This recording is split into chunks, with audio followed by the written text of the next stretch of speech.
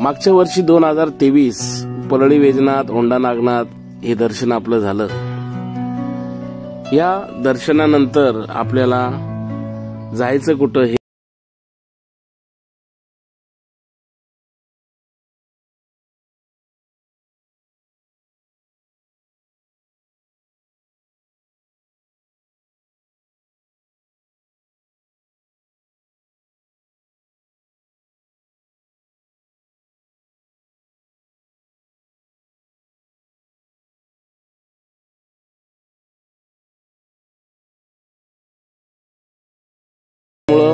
थोडी भीती मनामध्ये होती, परंतु धार्मिक कार्य असल्यामुळं कोणत्याच पद्धतीची भीती ही माळता येत नाहीये।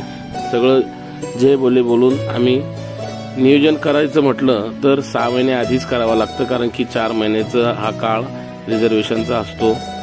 साधक आपल्याला माहिती आहे कोणते साधक येणार, त्याच्यानंतर पैशाचं नियोजन, ॲडव्हान्स पैशाची रेल्वे तिकीट आहे, त्यानंतर तिथं गेल्यानंतर कशा पद्धतीचा खर्च होईल। त्यामुळं 6 महिन्याआधी तिथं जाऊन अप्रत्यक्षपणे आम्हाला प्रवास करायचा होता। तिथे जाऊन स्वतः रामेश्वरला जायचं होतं, परंतु आम्हाला रामेश्वरला जाण्यासाठी जो प्रवास, जो खर्च, नियोजन हे करायचंच होतं, परंतु त्या रामेश्वरला एक कोणतरी आपलं ओळखीचं असणं गरजेचं होतं। अशा वेळेस आम्ही ज्या आईची सेवा गेले लहानपणापासून, जी आई, त्या आईच्या पायथ्याशी आम्ही जिथं राहतो, आई मुंब्रा देवी, त्या देवस्थानाचे भक्त आणि डोंबिवली इथे राहणारं परममित्र श्री पुष्पम अय्यम सर यांनी सांगितलं होतं की जर कधी तुम्ही रामेश्वर गेलात तर मला फोन करा, कारण माझा परिवार तिथं राहतो, तुमचं नियोजन मी करेल। हे वाक्य हेमंत बाबा यांनी मनामध्ये आधी ठेवलं होतं, टिपलं होतं। त्यामुळं हेमंत बाबा यांनी त्या परम मित्र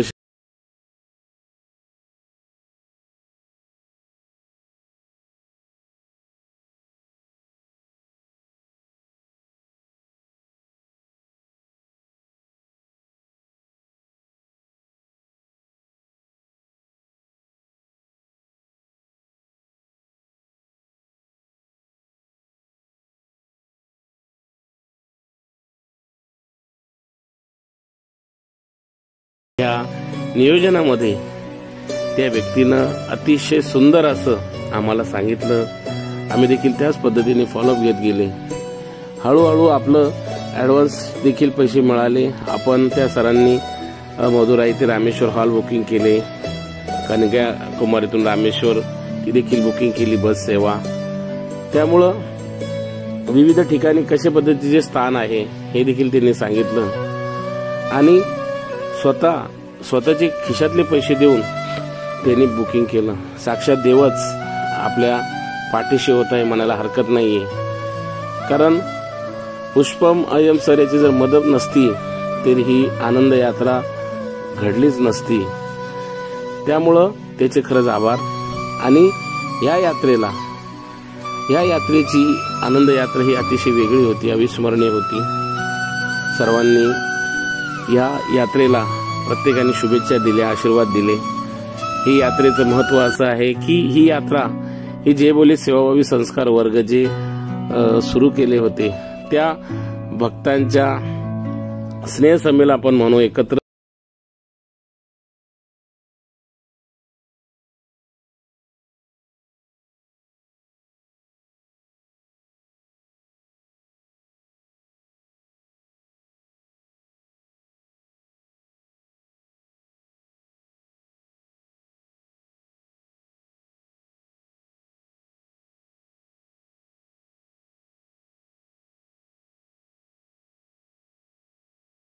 आहे। त्यामुळं आमच्यातल्या साधक जे आहेत, आमचे साधक यांनी एक छोटंसं लिहिलेलं आहे, ते मी वाचायला खूप आनंद वाटेल। जितेंद्र महाराज नानाजी यांचा एक शुभ आशीर्वाद आहे आनंद यात्रेमध्ये त्यांनी लिहिलेलं आहे, पण मी ते बोलून दाखवणार आहे की याची देही याची डोळा ऐसा देखीला सोहळा, वाट चले आनंद यात्रेची आठवण दिली 100 वेळा। वा वा, महाराजांनी काय लिहिलंय, याची देही याची डोळा ऐसा देखीला सोहळा, वाट चले आनंद यात्राची आठवण दिली 100 वेळा, तेव्हा कुठे निघाले साधक झाले मुंबईला हो गोळा. वार शनिवार प्रवास सुरू झाला, सुख दुःख दूर सारून जवळ केला हा गोतावळा. जीवनातलं दुःख सरांनी खरंच टिपलेलं आहे की दुःख दगदग सर्व सोडून हा गोतावळा मुंबईला रवाना झालेला आहे आणि हा प्रवास सुरू झालेला आहे. अखेर कोणासाठी ओले अश्रू अजून सुकले नसता वाट धरली या गोपाळा. अखेर कोणासाठी ओले अश्रू अजून सुकले नसता वाट धरली या गोपाळा. जन्मोजन्मी सारे साधक आम्ही ऋणी राहू महाराज आपले, अश्रू आज भरून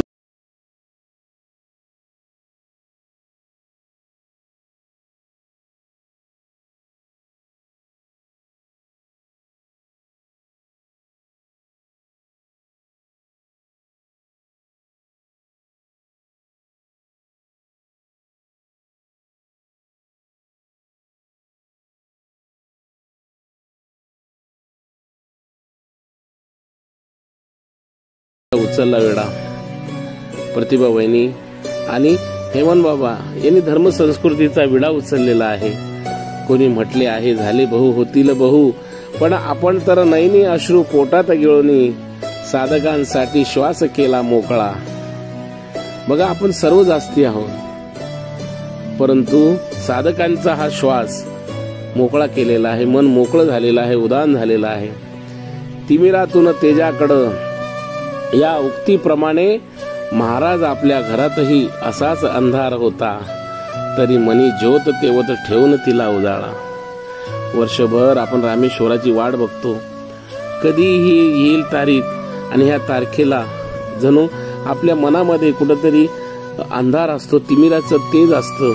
या उक्तीप्रमाणे महाराजांनी लिहिलं आहे की असाच घरात अंधार असतो, परंतु मनात ज्योत कशी तरी तेजोत ठेवलेली आहे आणि तिचा आता उजाळा मिळालेला आहे, आनंद मिळालेला आहे या यात्रेचा. नाही कोणी विसरणार अशी यात्रा घडून आणली. बघा आपला परिवार आपण जातो, 5-6 जण जातात, 8-10 जण जातात, परंतु जेव्हा 150 ते 200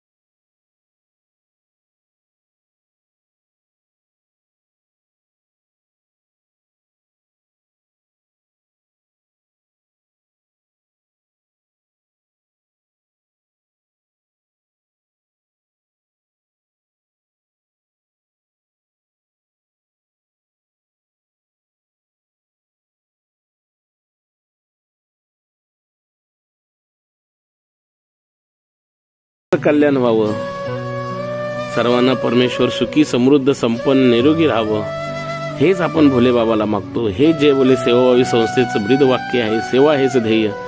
सर्वांमध्ये आपण दिसणार, सर्वांमध्ये आपण असणार, सर्वांमध्ये आपला परिवार असणार. म्हणून ही यात्रा फक्त काही लोकांनी घडली असं नाही, ही यात्रा सर्वांचं प्रतीक आहे. ही यात्रा सर्वांचा आशीर्वाद आहे. या यात्रेमध्ये प्रत्येक लहान थोर व्यक्तीचे आशा विचार आशीर्वाद लाभलेले आहे. सर्व आनंद यात्रा करून आलेले साधक गण आपल्या सर्वांना त्यांनी जय बोलो केलेला आहे. बघा आज त्यांनी पुढे लिहिलं आहे की आज थोडी उसंत मिळाली आणि संवाद साधत असताना त्यांनी त्यांचं ते मन भरून आलं. आणि आजच मी यात्रेचे काही फोटो पाहत असताना त्यांनी लिहिलं आहे की बराच वेळ निशब्द होऊन गेलो. खरोखर मला ती यात्रा आठवली जी मी माझ्या आई सोबत लहानपणी पांडुरंगाच्या दर्शनासाठी पंढरपूरला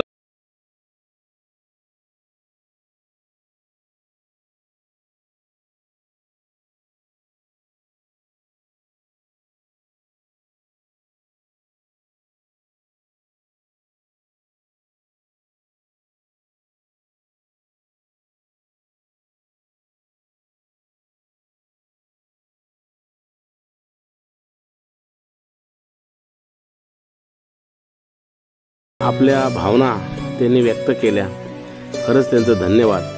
त्यांनी आपल्या आईचा जो अनुभव आहे, लहानपणीचा जो अनुभव आहे त्यांनी सांगितला. या यात्रेमध्ये त्यांनी सांगितले आहे की भरपूर साधक होते, माता भगिनी होत्या, ज्येष्ठ वरिष्ठ मंडळी आहे, ईशी सर आहे आणि ताई श्री डॉक्टर बापूसाहेब आहेत. इथं सर्व लहान चिमुकले गोपाळ मंडळी आहेत, जे बोली सेवाभावी संस्कार वर्ग चालवणारे जे साधक आहेत, जे रोजच्या रोज उपस्थित राहतात, त्या साधकांचा आशीर्वाद आहे, त्यांचा आलेला परिवार आहे, त्यांचे नातागोळा आहे. याचे आयोजन नियोजन काय कोणास ठाऊक, भगवंतांनी अशी गोड लाडकी मुले याच्यामध्ये आहे. परमेश्वर विघ्न न येऊ देता श्री गणेश त्यांनी माझं देखील नाव घेतलेलं आहे, त्यांचं तरी धन्यवाद. असं काही नाहीये, नियोजन करणं हे आमचं काम आहे, नियोजन होणं हे परमेश्वराचं काम आहे, परमेश्वराचा आशीर्वाद आहे. आपण एक माध्यम आहोत. आता बघा, घरात दुःख असून त्यांनी आता बघा, घरामध्ये दुःख असून माझ्या भावा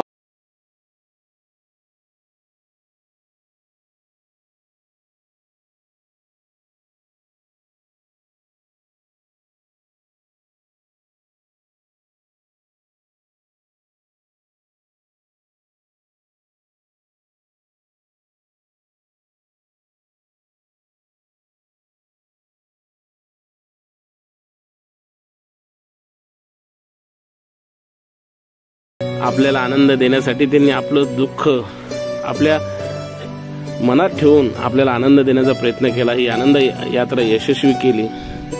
माणसाजवळ पैसे किती असो तो, पण पैशाने प्रेम विकत घेऊ शकत नाही. जे निस्वार्थपणे प्रेम, माया, आपुलकी आणि एकमेकांना काळजी घेतली जाते ना, केवळ एकच नाम जय भोले एकच महत्वाचं आहे. आनंद भेटत होता. कोणाला कायच ठाऊक, काय देऊ शकलो नाही सर म्हणतात, पण या यात्रेमध्ये त्यांनी भरपूर काही कमवलं. ती म्हणजे गोड, प्रेमळ, भरभरून प्रेम देणाऱ्या निस्वार्थ मनाची साधक मंडळी. अगदी लहान चिमुकल्या गोपाळ परी, रुचा आणि तिच्या तिघी सवंगडी किती गोड बोलत होत्या असं ते सर म्हणतात. मी आज त्यात गाडीतले व्हिडिओ पुन्हा त्यांनी बघितला आणि त्यांचं मन खरं तृप्त झाले. सरांनी पुढे लिहिलंय की मी कधी एवढा प्रवास केला नव्हता. तो सहज झाला, उरला केवळ आनंद आणि न भूतो न भविष्य असा तो रंगला सोहळा. मी इथे काय केले त्यापेक्षा मी इथून काय घेऊन गेलो, काय मोठा आनंद घेऊन आलो. माझ्या मातृभूमीच्या शेवटच्या टोकापासून जाऊन दर्शन घेण्याचे महाभाग्य मला प्राप्त झालं. यापेक्षा माझ्यासाठी मोठा आनंद दुसरा नाही. आपण सगळ्यांनी मला खूप भरभरून प्रेम दिलं, आनंद दिला असं सर म्हणतात. आणि आनंद कुठेही मिळणार नाही एवढी विचारपूस कोणीच करणार नाही. ताईंना एका मिनिटामध्ये किती छान लिंबू सरबत बनवला हे त्यांचा अनुभव होता, जी केवळ केवळ या दाम्पत्याच्या प्रेमामुळे शक्य झालं. चला, सगळे सुखरूप पोचलो आणि सुखरूप घरी जपले.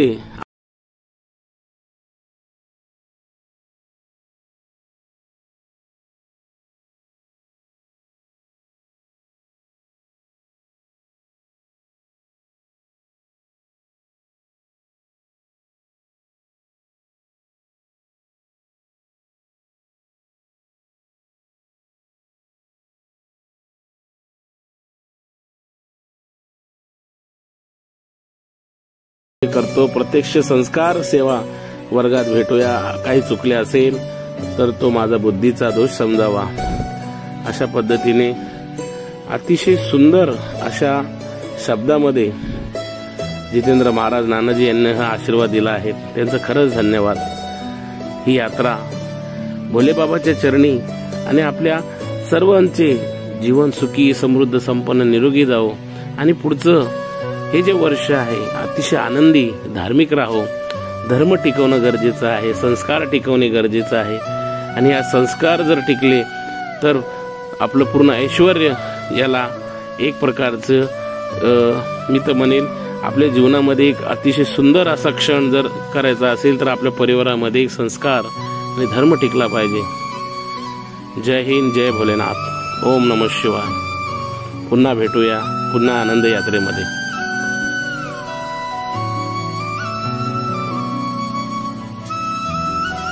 हे ईश्वरा सर्वांना चांगली बुद्धी दे, आरोग्य दे, सर्वांचं भलं कर, कल्याण कर, रक्षण कर.